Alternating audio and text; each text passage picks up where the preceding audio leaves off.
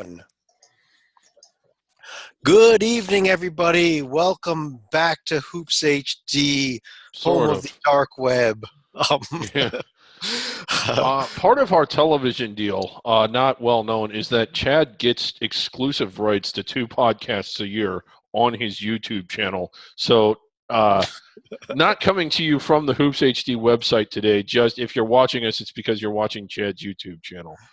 We do want to apologize for everybody. We've had a lot of technical difficulties. We had a dark web attack on our website, basically, more or less. Anyhow, not basically. Well, yeah. Basically, yes. That's what happened.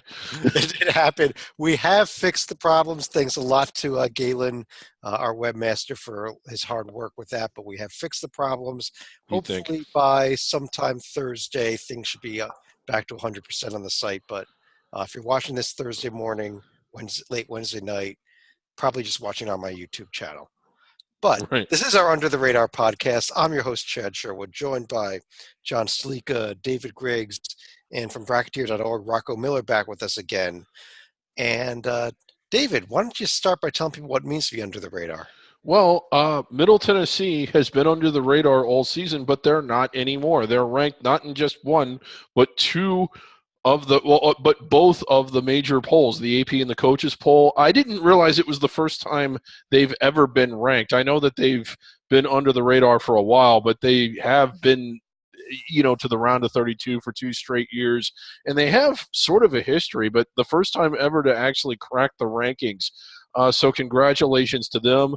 The other qualifier is that you're not in what we've identified as the 10 regular multi-bid leagues. Those are conferences that always have multiple teams inside the bubble, usually. Certainly their first place team, and that is the Power 5 conferences, the ACC, SEC, Big 10, Big 12, Pac-12, as well as the Big East, American, Mountain West, albeit not the last couple of years, but they're still on the radar. The West Coast and the other one. I always miss the other one. All right. What is the other one? Did you get the Atlantic 10 and the American? I did not. I missed the Atlantic 10. All right. So everybody else. Those teams, those conferences we cover those all during our Hoops HD reports, which if you want to watch it, go to my YouTube channel as well until we get it. Yeah. See if we get our last show back up on the website. If you tried to watch the llast one on your cellular device, you probably thought that, oh man, they've changed the format a little bit over at Hoops HD. But, yeah. Again, cellular devices are back. You could use them to go to our website again. David, no more dark web. That's all I got to say. Yeah, they're attacking me. They're attacking me for what I am doing for Nebraska. That's what it is. We do like to start our shows with a feature conference of the week. And all season long, we've been touting our team of the people, the Cal Baptist Lancers, in their final season of D2 play, on their way up to Division I in the WAC next season. And Rocco, our feature conference is the Pac West this week. There's the snip. I love it. And the Pac West is primarily made up of West Coast teams. A lot of them here in California, a handful in Hawaii, and then I think that actually makes up the entire league. And I am a little bit sad that I'm traveling this weekend because I'm going to miss Cal Baptist's trip up here to the Bay Area. Otherwise, I was prepared to go see the Lancers live in action. But we'll be tracking the Pac West action on my phone throughout the weekend. Yeah, they've got their final 2 games of the season coming up this week. It's a real big road trip they got. Coming up this weekend, they're at Holy Names. But before that, they're going all the way down to the Dominican. Yeah. Yeah, so the Dominican is actually over here in San Rafael, the other Dominican. And Holy Names is actually in Oakland. But, maybe some news for our viewers. Oh, okay. That's not, I thought the Dominican was down in the Caribbean. I guess I was a little bored. Yeah. And again, you can see already right there Cal Baptist clinching the Pac West tournament berth. First, it's going to be the Pac West tournament. They have to win that before they go on to win the NCAA tournament, which is that's pretty much the plan, isn't it? Right. And they've got 2 very winnable games with these 2 games. Meanwhile, Dixie State does have a game against Point Loma left. Tough game for them. Should they Dixie State lose? I think you've got some news of the tiebreaker situation for the 1 seed. I think even if they win, it would mean they would have to lose another game to end up tied with Cal Baptist. But since Cal Baptist actually split with Point Loma and with Dixie State, Cal Baptist would win the number 1 seed if Dixie State and Cal Baptist end up tied in the conference standings here. But as far as NCAA Division II tournament qualification, 3 teams are currently in the top 8 with Cal Baptist at number 2, Dixie State at number 4, Point Loma at number 6, and Azusa Pacific currently on the outside looking in at number 10. Right. And just to clarify, John, because I know Division II works a lot differently, there's 8 regions, and the top 8 teams from each regions go. Is that right? There's not really automatic qualifiers, are there? Well, there's 3 automatic bids and 5 at-large bids for each region. So each of the 8 regions in the country has 3 conferences within it. Yeah, okay. Yeah, so in this case, if Azusa Pacific can win it, they'll get in with the automatic into that final 8. But they could theoretically be seeded 8th out of the 8. Cal Baptist right now, with them being ranked 2nd in the region, as John pointed out, they are pretty much safe for the West region, which would likely be, I think, number 1 is Western Oregon. So, yes. For argument's sake, we'll probably just imagine that's where the regional will be located. But also for the purposes of this exercise, if there were, let's say, 3 bid thieves, that could knock out a team like Point Loma, for example, out of the tournament. As far as the Pac West tournament, that will be at Cal Baptist. They will be hosting it in Riverside there, so they will have the home court advantage to pick up. Could be an interesting game, and they make it, assuming they and Dixie State both win their semifinals, and could be a fun championship game there. Rubber match between the 2 schools. Mm-hmm.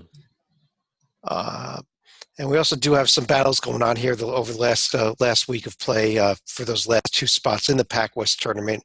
With the Academy of Art still in play there, David, one of our favorite schools. Yeah, I want them to play mini exhibition games next year. The Academy of Art.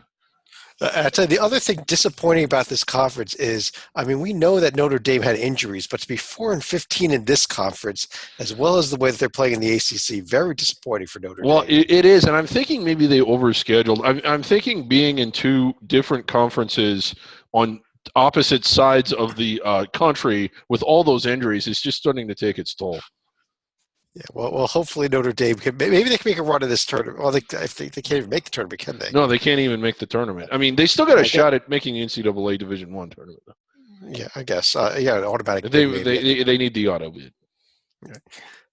Let me go ahead and pull that down there, and let's switch over to the other conferences that we're going to be going through for the night, and hopefully in 1 second those should all be coming up.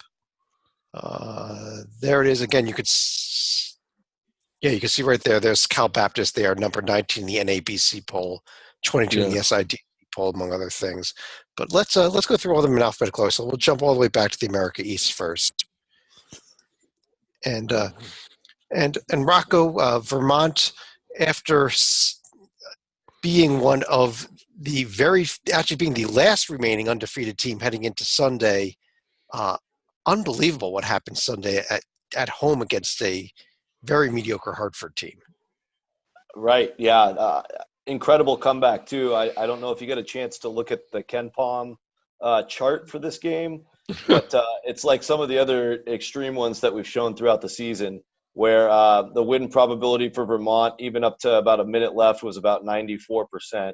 So it was a feverish last couple of minutes for Hartford to even get back in it. I think they hit consecutive 3-pointers on I'm not sure exactly how many possessions, but it was significant, and they hit a 3 that was a dagger, I know, to win it. So congrats to the Hartford Hawks. Another unpredictable end of the third. I think it was a 35-game win streak for Vermont in the America East. And their last loss before that was UMass Lowell. So of course that was unpredictable at that time. So you never know when Vermont's finally going to lose and who it's going to be to. But Hartford having a great season by their standards, 10-4 after tonight's win over New Hampshire. And UMBC took a loss tonight to Stony Brook. So we've got now a two-way tie for second, and I think one game to go. Really important because that would give whoever gets that second place a potential home game in the semis. So fun one to watch here. And big announcement, program. Well, this might be premature, but it is in the works. Our colleague Lee Del Vecchio, who used to come to us from the Metro Atlantic tournament in the opening rounds before it was on television, I think is planning on going to that quarterfinal game in Hartford, and he will be broadcasting from there. It's going to be great. Okay. It was the greatest thing it still might be the greatest thing on the internet. I don't know where. I have no idea where on the internet it is, but if you can go find it. Live from Massachusetts. Well, this is the remaining schedule for the America East. The conference will be finishing up on Tuesday, and that final game there, Rocco, on Tuesday, UMBC at Hartford could determine the 2 seed on the final day. So, yep, that's a huge game. Yep, it's going to be a fun one to watch. I'll be tuning into that for sure. And likewise, Albany should probably salt away a home game with home games against Maine and Binghamton. John, while I got you here, if we thought it was a rough week for Vermont, it was a lot worse for Gulf Coast in the Atlantic Sun. Coming into the week 11-0, now sitting at 11-2. I think this is part of the problem of a team that already clinched the top seed in the A-Sun because they really don't have much to play for until the conference tournament. On one hand, Al Skinner finally got his first win against Gulf Coast since he took the job at Kennesaw State.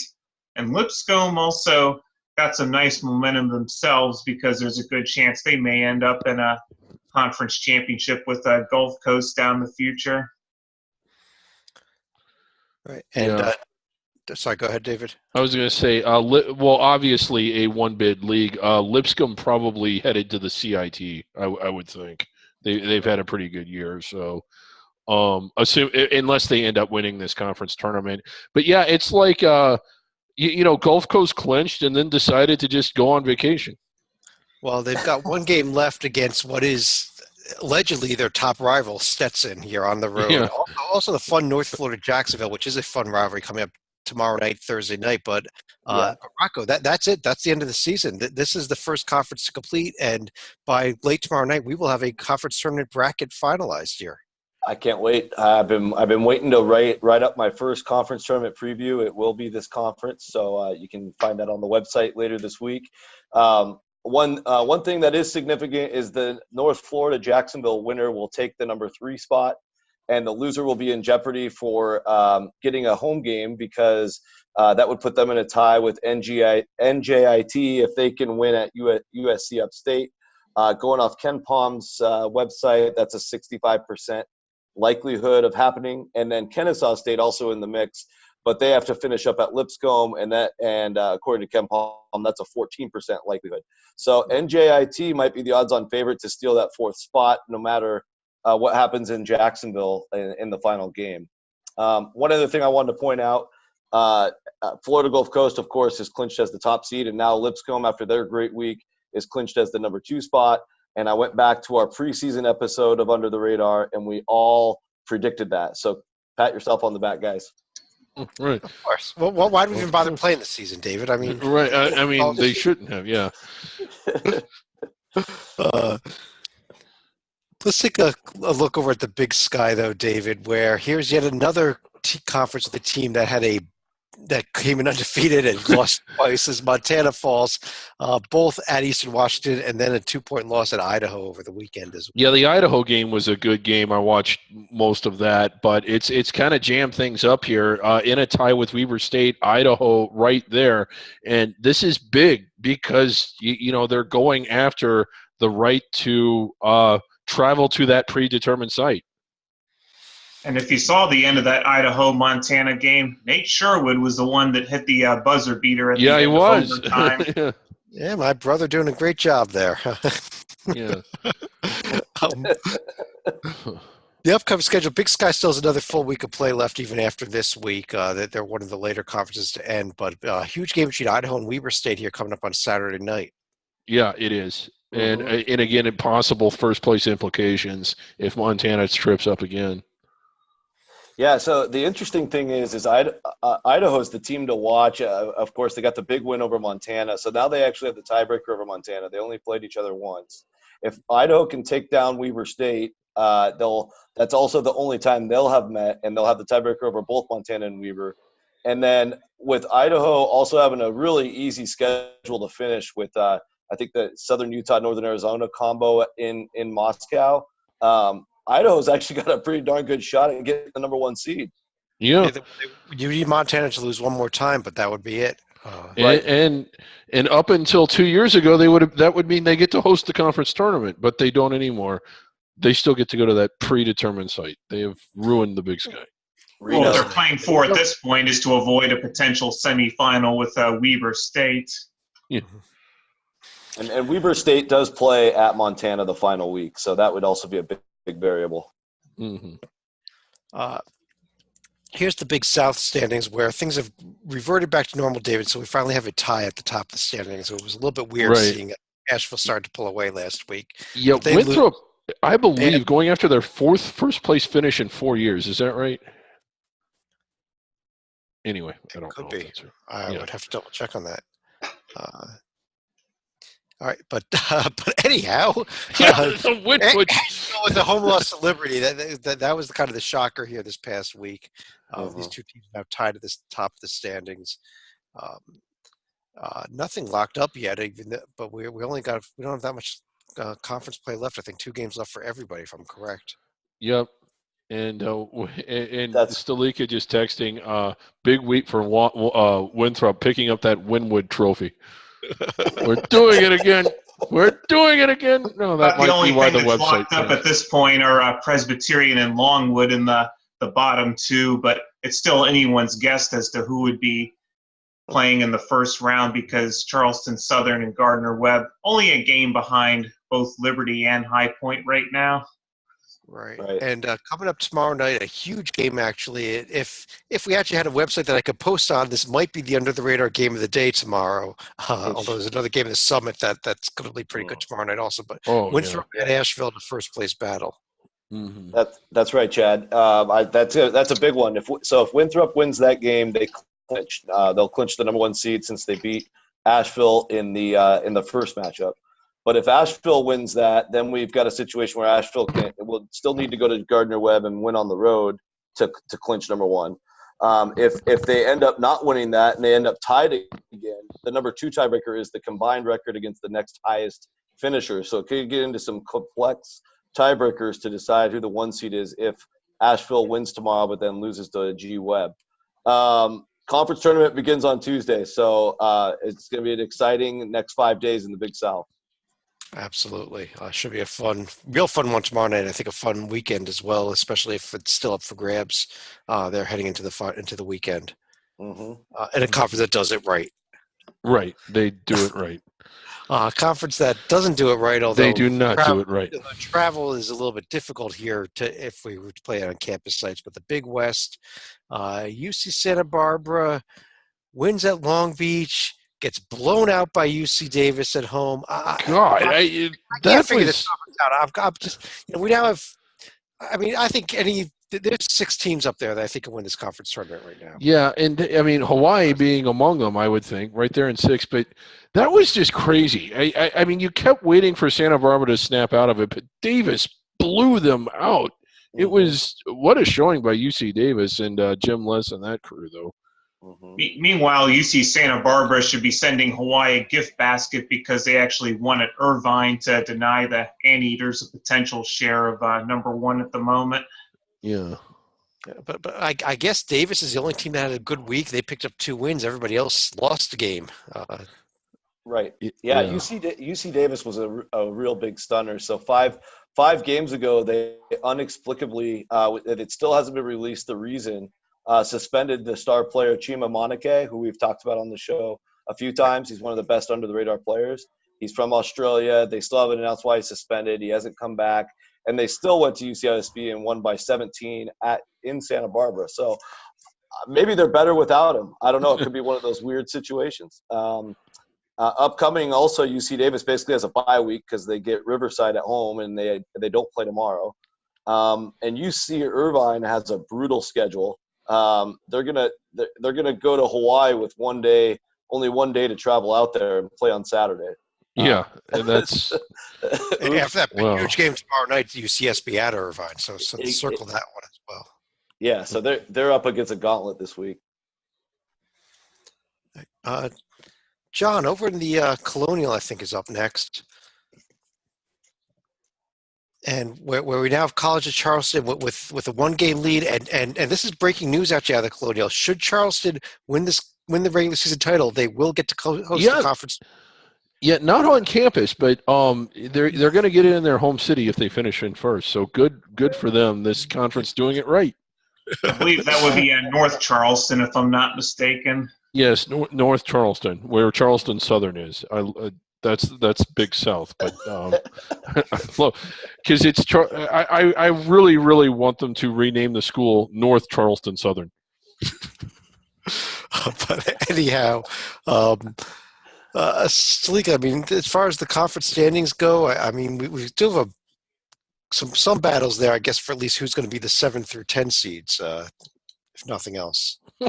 Yep, I was actually going to say Northeastern actually has the better metrics, even though Charleston currently has the 1-game lead in the standings.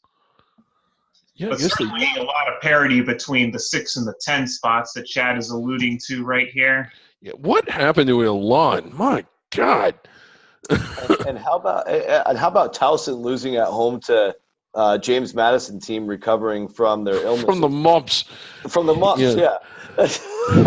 There are a lot of teams that are hard to figure out, but one thing I think is starting to become clear, the team with the second longest streak in the nation, behind only our friends at Grambling, is the College of Charleston or Charleston. I think it's becoming clear that these guys are finally playing some really good basketball and they can knock somebody off in March. Just note, Rocco, actually, it's the third longest. Michigan State has an 11-game win streak also. But Okay, got it. Go ahead, David. Well, I was just going to say I was big on them coming into the year, and when I say big on them, I mean inside the bubble big. So I was really disappointed in what they did in November and kind of started passively washing them. But you're right. Their ceiling is still pretty high, and if they get to the NCAA tournament, they're potentially dangerous. Up on the screen there is the remaining schedule. Interesting game. Charleston's at William & Mary Saturday. That could be the game that decides whether or not they get the outright first place or not, because I think Northeastern has an easier week. Yeah, well, it looks, Chet, they have the tiebreaker. They do, yeah. So they actually will clinch. Yeah, right. They'll clinch tomorrow if they can just take care of business against Elon at home or Elon. Yeah, because if the two tie, Charleston still gets to host the conference tournament. And also keep in mind that Elon has to play 3 games in 5 days because of the makeup game for James Madison. So if they want to get a bye into the quarterfinals, they're probably going to have to get all 3 of these games here. Yeah, and just as a quick note on that, because of that rescheduled game Monday night, Colonial bracket is going to be coming out not Saturday, but not probably until Monday, unless everything is locked up before that game is played. Northeastern playing really well down the stretch here. That would be quite a game if it ends up being Northeastern Charleston. All right. Now, David, here's Conference USA. Now, you can ignore that top team because they're not under the radar. So they're not. Just ignore Middle Tennessee. We're not discussing them. They're not really there, right? They're not. But if they were there, we would be saying things like they're in the rankings. And if they win out, do they have the metrics to get inside the bubble? They certainly got the RPI. Holy crap. But is there enough there for the committee to take them? I thought there was a year ago. And while they didn't need it, it was still shocking to see them on the 12 line. I'm sure Minnesota wasn't too happy about it because they were really good. And I actually thought they were a lot better last year than they were this year, but this year getting a little more accolades. But, Rocco, how about these other 2 teams here, Old Dominion and Western Kentucky? Especially ODU just keeps winning. Yeah, and how about ODU just allowing 33 points to UTEP? What? That's tremendous defense right there. But yeah, ODU, we've been talking about them a lot, but they're just a team that hasn't gotten the big win, and now they're going to have their chances. They have the brutal road trip with Marshall and WKU this week. So we'll see if they can get one of those. I think I would count that as probably their best win of the year if they get either of them. And then WKU, we've talked about a lot as well. Very capable team. They ran into UTSA a couple weeks ago that really shot their profile compared to the rest of the bubble right now. And I also think MTSU, if the bubble stays strong, they might be on the outside looking in, but I really want to put them in because their strength of schedule in the non-league is amazing. The RPI is incredible too. So they have enough going for them to, even against a strong bubble, get accepted and thrown into Dayton. So that's going to be really interesting to follow. And then the last thing I wanted to mention on this league, one guy that we haven't talked about is Javon Jackson. He's the freshman point guard for UTSA. He had his third 30-point game against Charlotte. He's got 14 games over 20 points. He's originally out of Puerto Rico. Really cool story if you guys get a chance to look it up. And he's phenomenal to watch. I'd imagine he might be a candidate to transfer to a big school, but I really hope he stays in this league next year. Yeah, and you mentioned Texas San Antonio or UTSA. A little bit of a shout out to them. This was a team that I don't know how many years in a row it was, but that failed to win as many as 5 Div 1 games. Here they are on the brink of finishing with a winning record. Still a lot of work to do, but you'd like to see them again, hopefully in the CIT or some postseason tournament. And I can't recall their coach's name. I think he came from was it Nebraska or Texas A&M or somewhere? But it was a Big 12 school. I'm just full of inaccurate information right now, but that program really seems to be turned around and heading in the right direction. Yeah, that's Steve Henson. Steve Henson, thank you. Yeah. Yeah. Where was he from? I don't have that in front of me either. Yeah. So.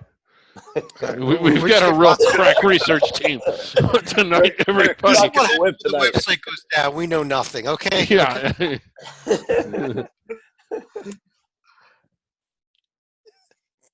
John, Horizon League.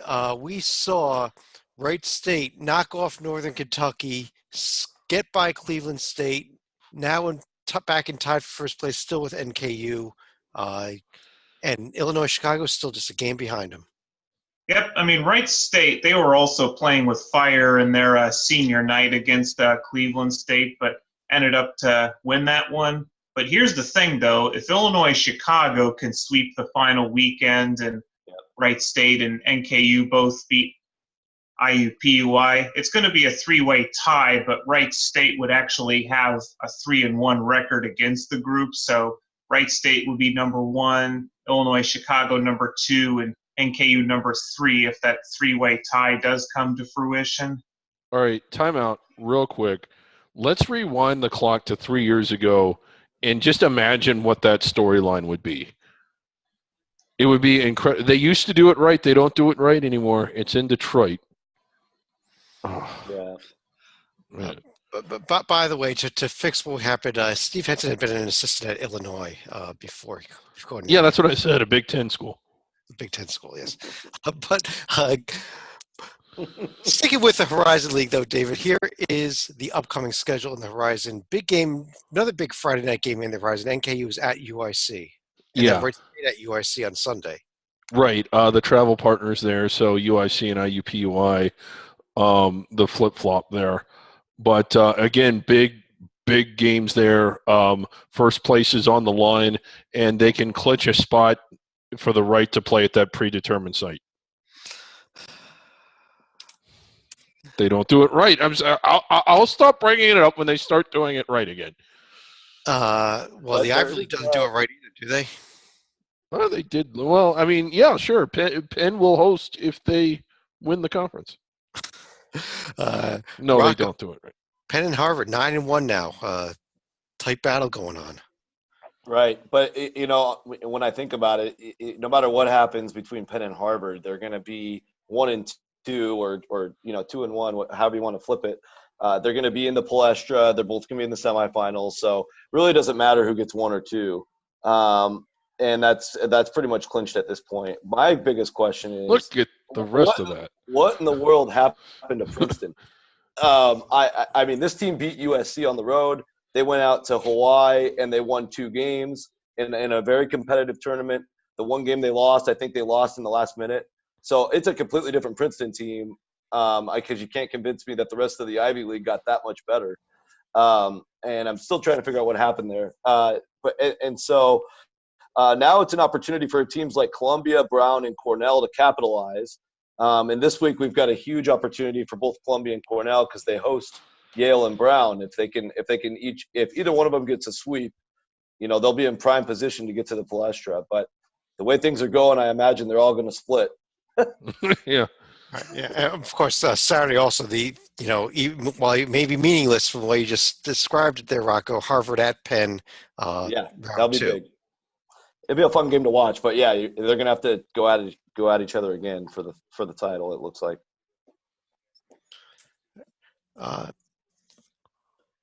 John, Metro Atlantic, we saw a real fun game between Ryder and Canisius on Sunday with an exciting Ryder 1-point victory.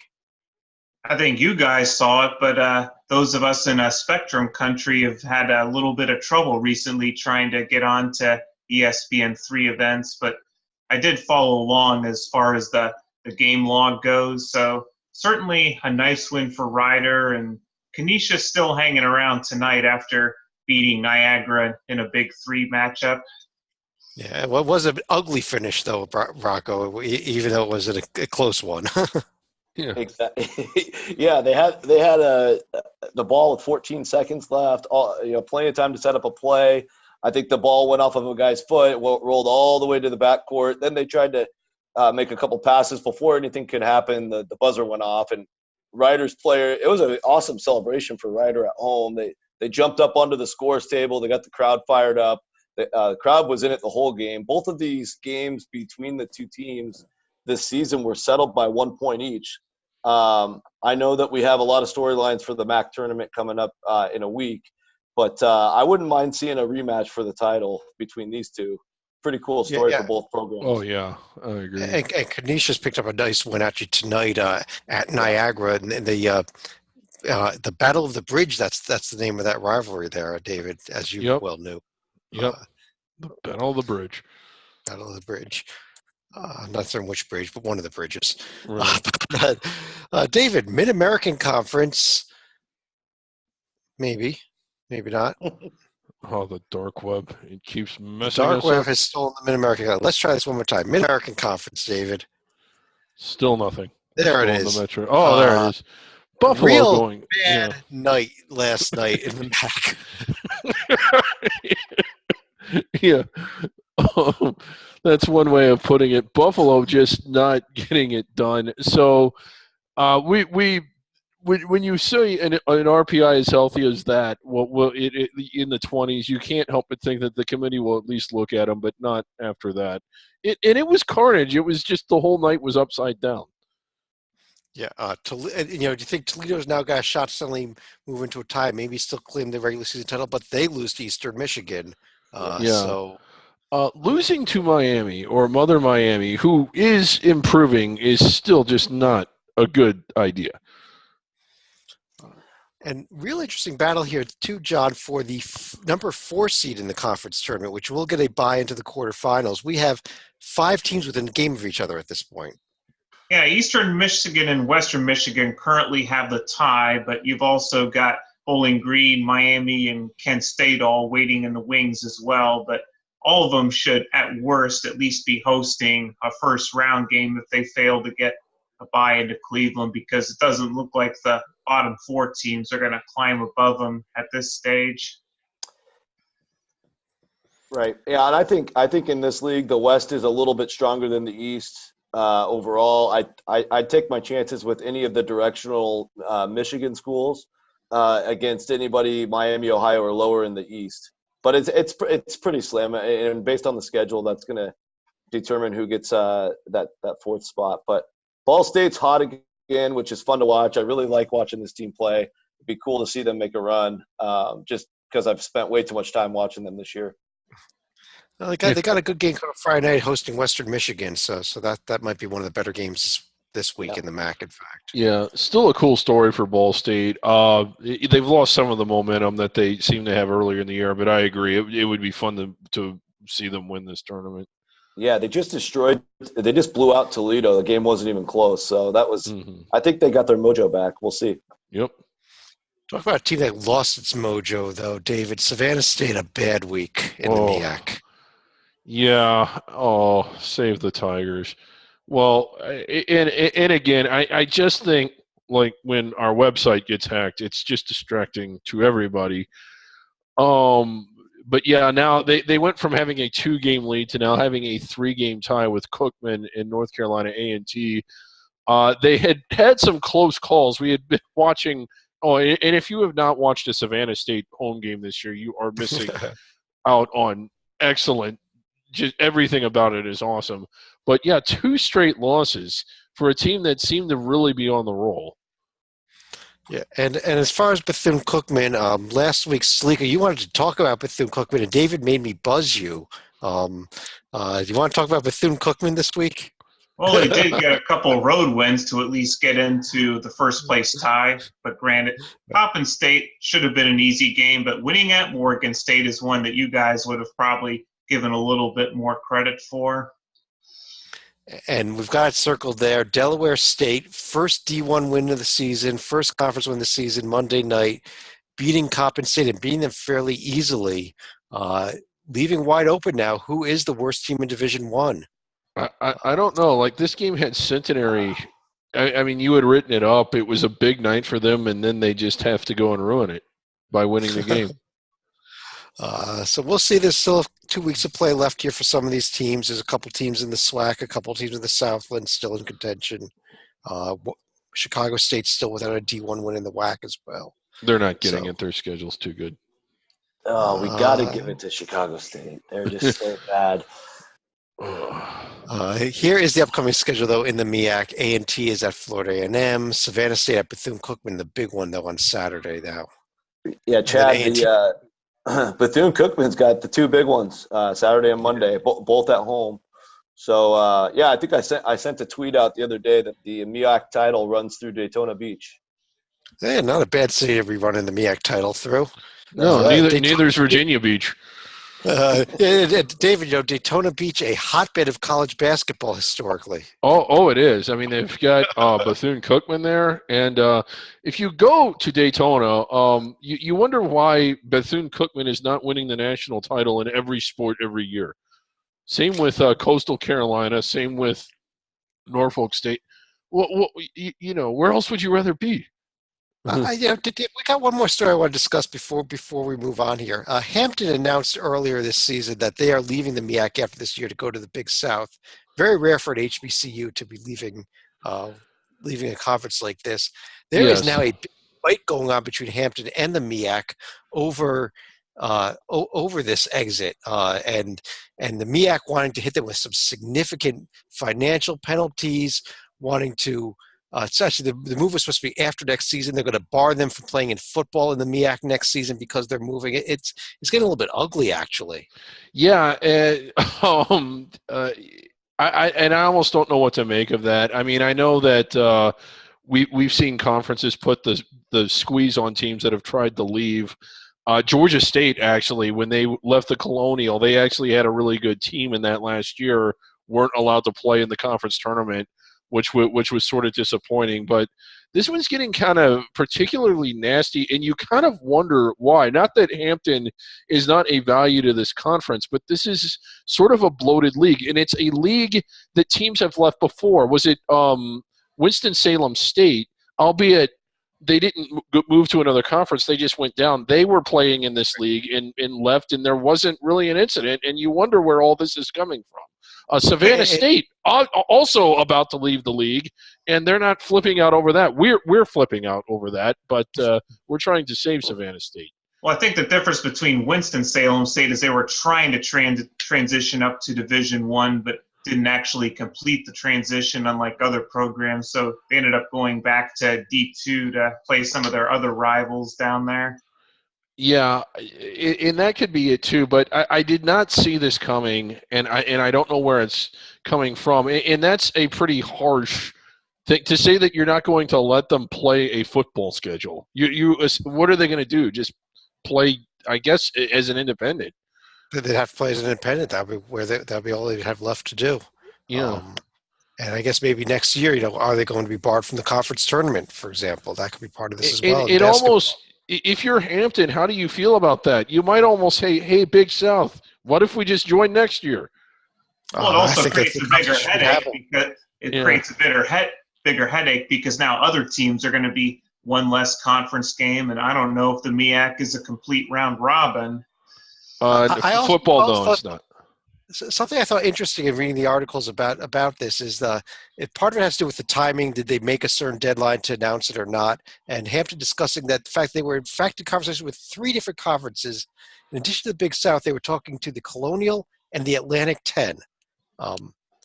I just wild that the Atlantic 10 was actually seriously considering Hampton. That's well, the Atlantic 10 doesn't play football. I don't think that would have been good for either one of them, honestly.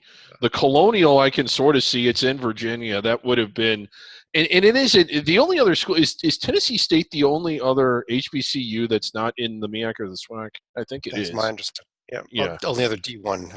D1. Yeah, excuse me, D1. So.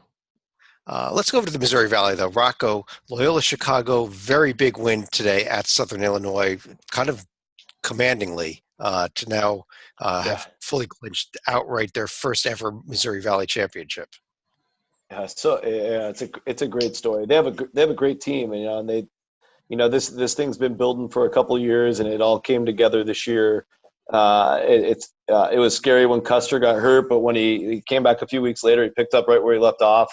And they've been rolling. With the Florida win, if they go 15-3, in some years they might actually be considered for an at-large if they lost in the final. I think this year the bubble's looking a little too strong for that to be a possibility. But great story. I really hope they get into the tournament. They would essentially be a 12 seed. I don't know how they could be any lower, or they probably can't get any higher. And that would put them up, just looking at today's bracket, they would be facing, like a Rhode Island or maybe an Ohio State or a Kentucky. And, they could definitely knock off any of those teams. Yeah. And just by way of a score update, it's not on the screen there, but Illinois State did knock off Drake today. So Southern Illinois looks like they're in pretty good shape for that 2 seed. And speaking of Southern Illinois, let's take that. Let's take that the screen share here for a second, though. Yes, we've got sauce. We've got to discuss something. For those of you that have not seen it yet, head coach Barry Hinson of Southern Illinois. We've got to play a little video from him for you. Here comes. Howdy, folks. There's 2 things that get me excited: Saluki victories and barbecue. And boy, do I have a deal for you: Barry Hinson's barbecue sauce. This year, at all Saluki athletic events, we're going to sell this barbecue sauce, and all the proceeds go to academics for our athletes. You can put this on meat, and if you don't like meat, well, shoot, drizzle it on your cauliflower. Barry Hinson's barbecue sauce. If this ain't the best barbecue sauce you ever had, well, I reckon you're a liar. David, barbecue sauce. How about Hinson is just like, they have got to get a series going with Siena. It has to happen with Jimmy Patsos. And they're going to need that to drown their sorrows tonight. Yeah. Well, David, I got a little breaking news. We have right here our very own bottle of Barry Hinson barbecue sauce. Yes. It has arrived. So, yes. So here we go. Southern Illinois, as we go into championship week next week, we have some Barry Hinson barbecue sauce, and we will be putting it on some cauliflower. So keep an eye out next week for that. But let's go back to the standings. What's up next? How about the Northeast Conference, John? Yes. Yep. In the meantime, we're going to be saying goodbye to one team as far as tournament contention in Bryant, and Sacred Heart also knocking on the door. But if they manage to catch Central Connecticut, they would have a head-to-head sweep against the Blue Devils during the regular season. So that is their only pathway to qualify for the conference tournament at this point. Yeah, and Wagner has clinched, so Right. they will be hosting. Yeah. Yeah, and it looks like 2, 3, and 4. The other 3 home games, Rocco, are almost clinched there. At least a game up on Robert Morris here. Yeah, they're almost clinched, but everybody's got 2 games to go. So a lot can happen in the last 2. We'll have to wait and see. But yeah, LIU, Brooklyn, and Fairleigh Dickinson are looking like road teams, and Central Connecticut will likely get that last spot, but they got to win one more. It looks like to clinch that. And they do play Wagner at home to start the week, and then they play St. Francis at home. So probably a better chance for them to clinch that Saturday. And David, though, one of our favorite rivalries, round 2. We just had round 1 last week. Round 2 coming up tomorrow night. SFBK at LIU Brooklyn. Yeah, and you're just really hoping everything falls into place so we get a round 3. Yeah. But yeah, one of the better rivalries. Well, certainly in this conference is, but one of the better overall under the radar rivalries. David, let me stick with you here. The OVC, where Morehead State has been officially eliminated, SEMO also ineligible, but we still have a 2-way tie for first place up top there. Yeah, and again, they've opened it up. Both those teams have clinched double buys, so they'll buy into the semifinals. This is a ladder format. We go from 8 to 6, 6 to 4. And looking a lot better than everyone else. Tennessee State's had their moments. Jack State's had their moments. Austin Peay, probably one of the bigger surprises, at least after league play started, as weak as they were prior to conference play. But Belmont and Murray State have just been a class above everybody else. They're 1 game away from facing off in the final in that hotbed of OVC basketball, Evansville, Indiana. Rocco, there's the upcoming schedule. Murray is at Eastern Illinois and at Austin Peay this week. Belmont is at Jack State and then hosting Tennessee State. So it's a couple of challenges for both teams, honestly. Right, yeah. I think those will be 2 tough road games for each. Anything could happen there. Murray State and Belmont clearly a notch ahead of both those teams, but when you go on the road in the OVC, anything can happen. And I think with Murray State actually playing Eastern Illinois, I can't really see them losing that game. But Belmont, they definitely struggled with Tennessee. Is it Tennessee State they're playing? And that's who they lost. And that's who they lost to last time. So even though they got them at home, Tennessee State might have their number. Could be another interesting game. Also, another crosstown matchup as it involves Belmont and Tennessee State.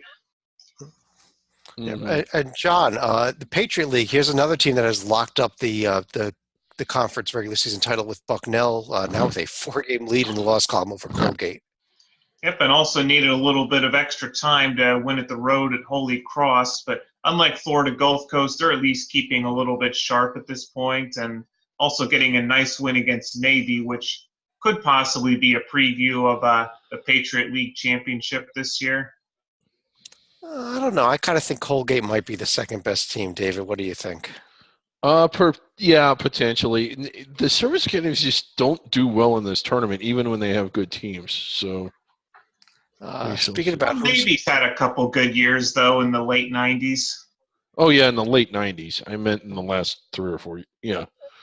And the upcoming schedule, the final weekend of Patriot League regular season play, Boston University looks like, Rocco, they're going to be on the road, especially because I think Navy and Lehigh should both be able to win their home games this weekend.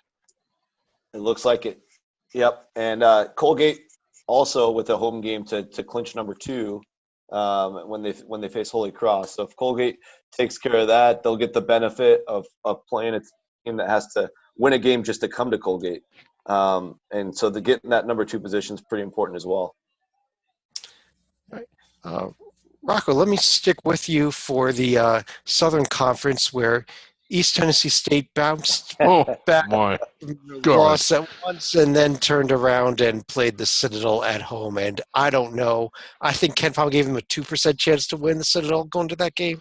That's correct. Yeah. And the Citadel still hasn't cracked the top 300, which I'm disappointed about. They're 306 after that game, but I got to watch the last 5 minutes. It was the Citadel team is inspirational. Even though they lost 4 in a row coming in, their losses at Chattanooga and home to VMI, It clearly pissed them off because they came out firing last night.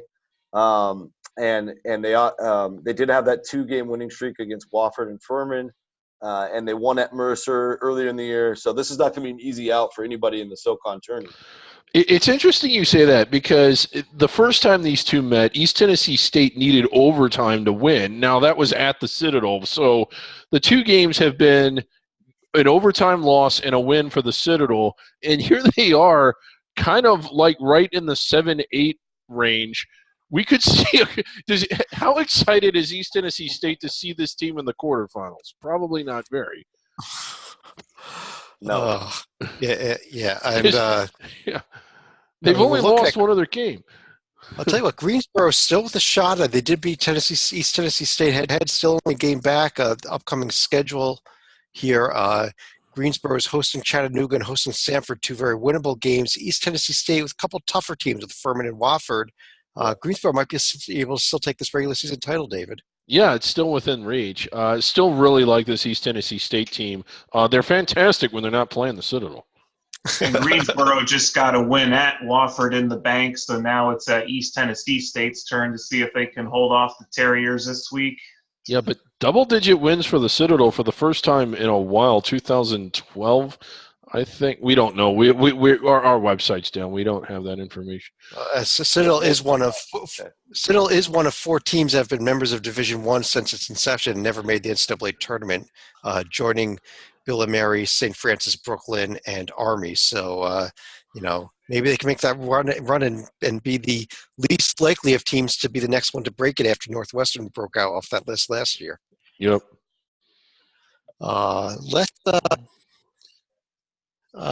David, let's go to the Southland Conference where Nicholls State. A nice win at Central Arkansas and a dominating win tonight at McNeese. There they are. Go Colonels. Yeah, this conference, we're not used to seeing a race like this. 3 pretty good teams. I still really like this SFA team, but, separated by just 1 game going into the final stretch. It's kind of up for grabs, but the format of this tournament, it is a ladder. So the finishing second is a very big deal, is it not?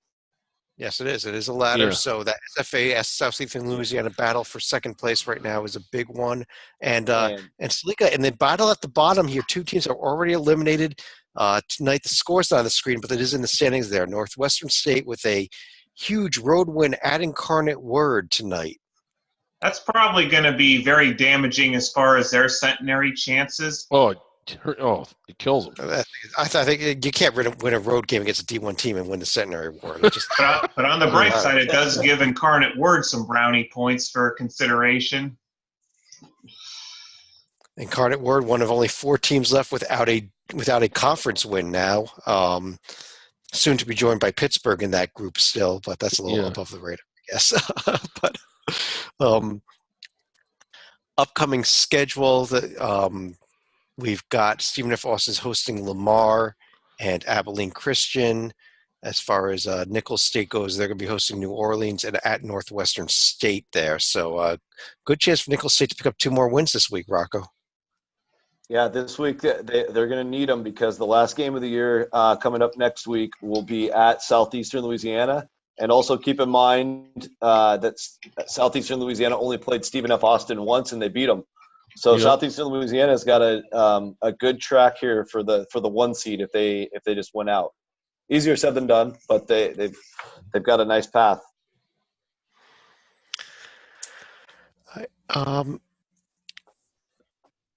The SWAC tied with after Michigan State's win. It's now a tie for the longest win streak in the nation at 11 games. But who in their right minds would have ever thought Grambling would be tied on February 21st for the longest win streak in the nation? David, what the hell? Just a remarkable year for Grambling, and it makes the win at Georgia Tech seem still unbelievable, but not quite as preposterous as it did at the time. Now, they have played the 340 strength of schedule, largely because of Georgia Tech. But still, just an incredible story for Grambling, having maybe the best year in school history, but with a huge sort of anvil holding them back. I mean, they're just being anchored by this annoying postseason ineligible APR thing. But I understand we've been at work on this, Chad. Are we pulling this out now? We've been at work here. Yeah, we have been work here. We are trying to get it off here. So did David stall for one more second for me? Well, again, and then how about rival Southern 2 games behind them? Pine Bluff was a team that had started off early, but that's kind of tapered off here. And Alabama A&M, they're at the very bottom. Donnie Marsh having a hard time there.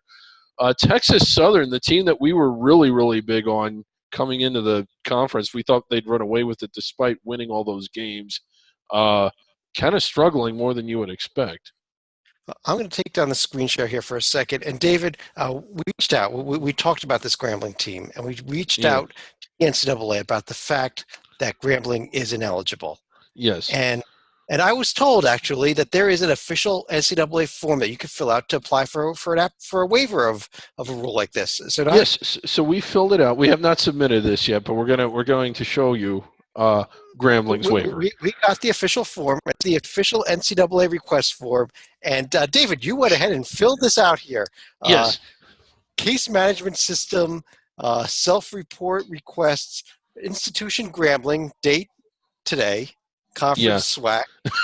Okay, ask me some of those questions. Did you receive a phone waiver from the NCAA? No, but we should have. Yeah.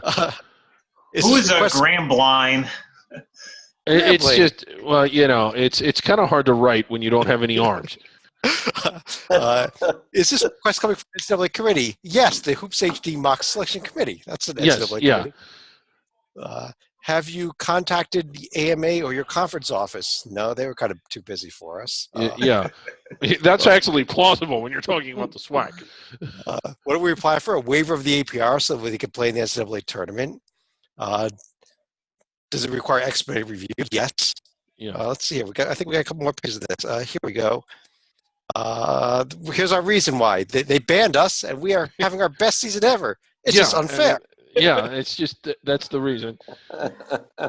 They wanted any other thing to support us, and we just said we refer them to HoopsHD.com because HoopsHD thinks that they should be in. Right, and we confirmed that. So we're going to do several other versions of this, like throughout championship week. We're going to revise this and have it again, but we want to make a strong argument here. So those people that are from the NCAA that are watching this show right now, go ahead and check your mail. It should be coming any day now, right? Yes, we'll be sending that in. So there we go.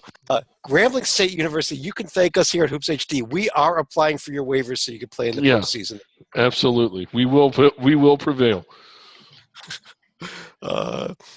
Upcoming schedule in the SWAC. We still got 2 weeks of conference play left here. Grambling is hosting Pine Bluff and Mississippi Valley this week. Chance to possibly wrap up the conference regular season title, Rocco. Unbelievable.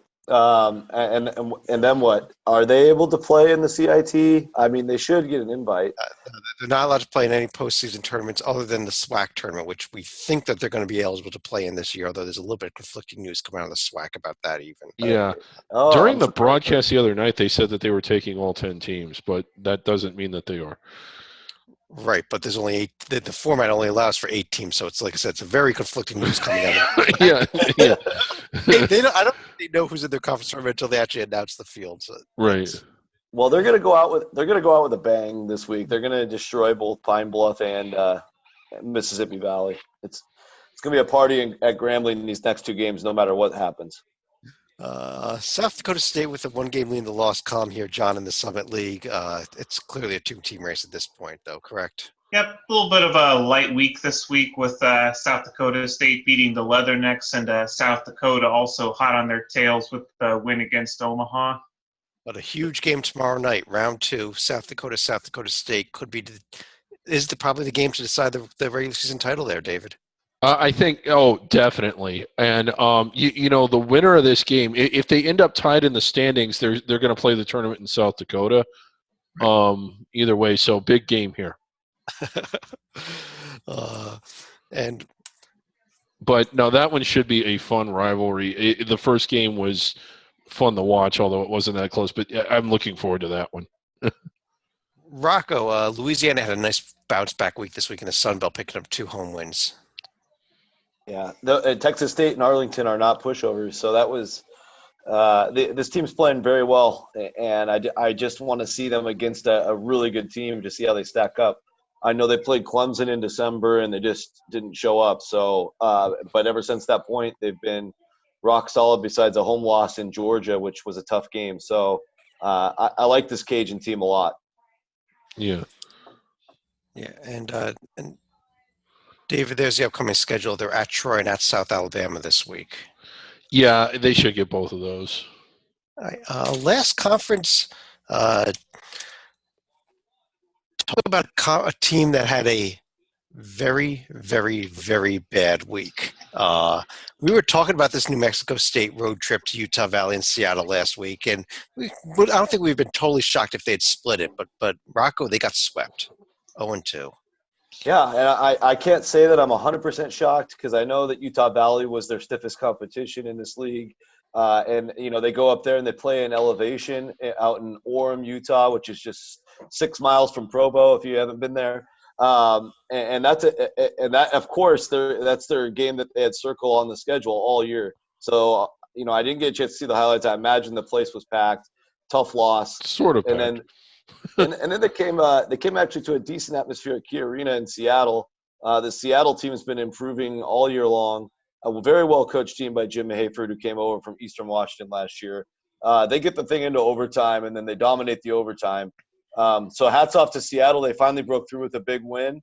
And unfortunately for New Mexico State, I mean, this might be the only one of the only trips in America, unless you look at the Big West, if you have to go to Hawaii on a Saturday, where you got to travel to multiple time zones in a 3-day period. So not really fair for New Mexico State compared to other bubble teams to have to do that, especially this late in the year.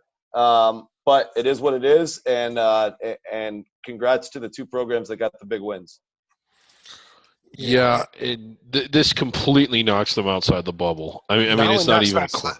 Yeah, but David, not only knocks outside the bubble, they're no longer locked to even win the conference if they slip up one more time. We still have 2 weeks left in this conference season. Yeah, I don't anticipate them slipping up in their next game. So against Chicago State. Yeah. And there but they are. Chicago State 0-26 against D1 at Rio Grande. Chicago State does have a home game next week against UMKC also, so a couple of shots here for that first win. Right. If they slip up in one of their next 2, they're banned from the WAC tournament.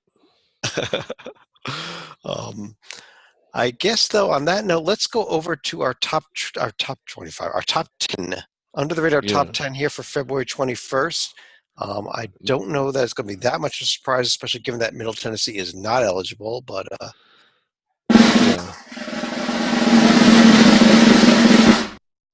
number 1 team, despite 0-2 week, there they are. New Mexico State still number 1. Yeah, we just got done dogging them, but yet we still rank them number 1. So, I think but they are. I mean, it was a rough road trip. I think it's a lot closer between them now than with number 2 here. Maybe number 2 should be better though, Rocco. How about that Loyola team? I like it. I actually had Loyola number 1, but I can live with this. All right. Number 3, we had Western Kentucky coming in. Number 4, South Dakota State. Like that team. Keeps running up the standings here and looks very dangerous to me come NCAA tournament time. Yeah, I agree with that. Mm-hmm. Number 5, Louisiana, who we just spoke about a few moments ago, and number 6, Vermont, who we started off at the top of the show. So a lot of teams on this list actually suffered losses this week, including number 7, East Tennessee State. The worst State.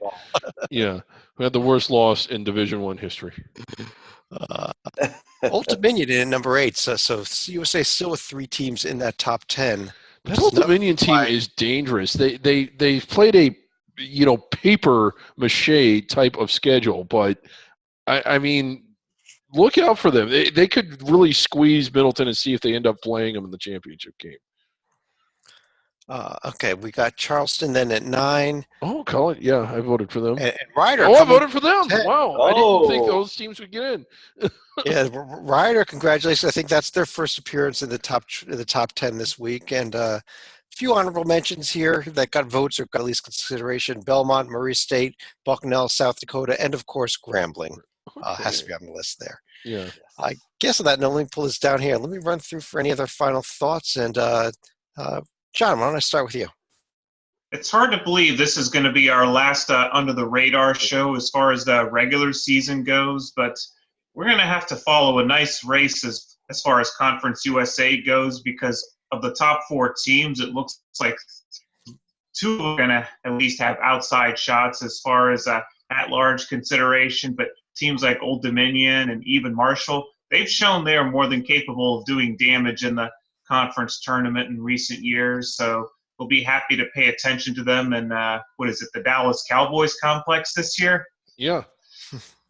Yeah, Rocco. John stole a little of my thunder.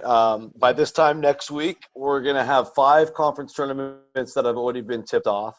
So just the thought of that is really exciting. I think the crazy thing is when we get the season's completely over and the championship game ends and you hear one shiny moment and you're like, wow, how did all that time just fly by in the last month?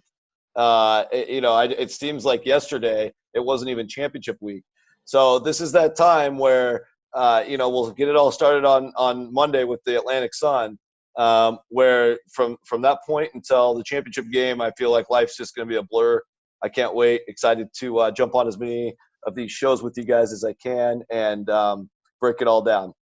Yeah, and we'll be starting actually Sunday night with a very short preview, but we are going to be podcasting beginning Sunday night, every single night at the conclusion of conference tournament play with our championship week video notebooks. David, we're going to have 2 a.m. podcasts. We're going to be submitting waivers. We're going to be taking shots of barbecue sauce from Coach Barry Henson. We've got everything. David, and we're going to get our website back, we hope, on top of all that. So, but yeah, I can't believe this is it. I mean, sort of to build on what Rocco said, it's not just championship week that flies by. It's all of it. It doesn't seem like it was that long ago when we were watching the Kansas-Missouri charity game and talking about all the waivers that we're going through in that first week where, we had all that. I mean, the college basketball season just flies by. I still remember the first night watching all those games. There wasn't anything ultra spectacular. The trees blew out Indiana. It doesn't seem like it was that long ago. And I don't know if it's because there's no breaks, whereas football, you're only playing on 1 day a week. And in basketball, it's not just games every night, but it's stakes games every night. It just seems like it flies by. I mean, November and all those exempt tournaments, they don't seem like it was that long ago. So, yeah, but it's been fun doing this. It's over for Under the Radar, but it's really not because, like you said, we're going to have our video notebooks starting Sunday. And don't forget, we'll also have one bonus conference this year with Pac West in the fold this year, thanks to Cal Baptist, which will be next weekend. Yeah, 33 conference tournaments we're going to be following.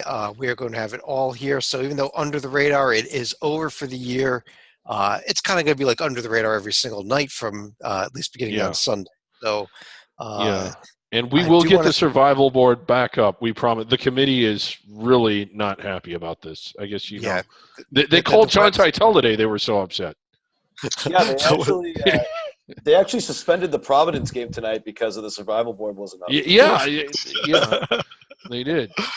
It was too hot at Providence, I know. Oh, I think Louisville actually took down their 2013 national championship banner because of no survival board. But right, yeah. But I guess on that note, on behalf of John Salika, Rocco Miller, David Griggs, I'm Chad Sherwood. Thanks for joining us again for another great season of Under the Radar. We will be back tomorrow night. We're going to do a bracket rundown show, and then we'll be back every night starting Sunday until there is no regular season left at all. So have a great night, everybody, and we'll talk to you again real soon.